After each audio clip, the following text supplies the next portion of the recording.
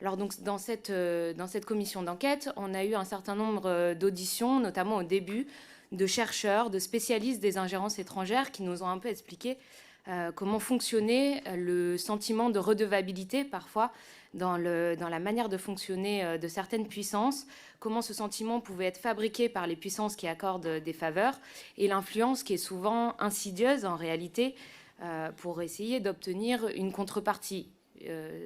Très rarement, finalement, il y a une demande qui est formulée expressément pour demander une contrepartie face à une faveur qui aurait été accordée. Donc, ne pensez-vous pas que le fait de lier la survie financière de votre parti à la Russie ait une influence sur votre perception, sur vos paroles, sur vos choix politiques?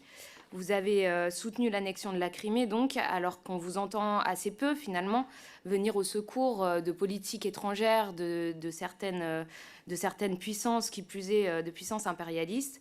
Donc peut-être que vous ne vous êtes pas rendu compte qu'il y avait ce risque, ou que vous preniez ce risque de finalement être dans le cadre d'une ingérence en France quand vous avez exprimé cette position politique-là.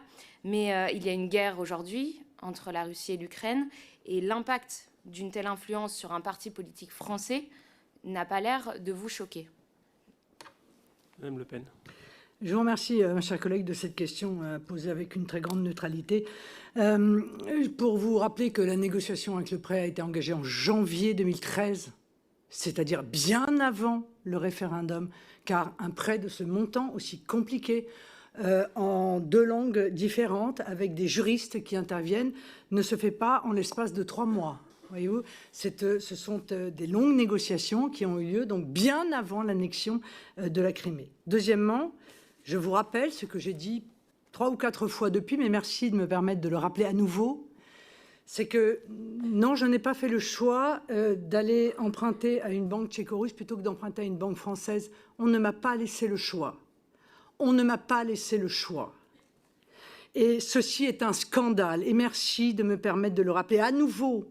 Il est scandaleux qu'un grand mouvement politique ne puisse trouver dans son propre pays, malgré l'article 4 de la Constitution, aucune structure financière pour lui accorder un crédit bancaire.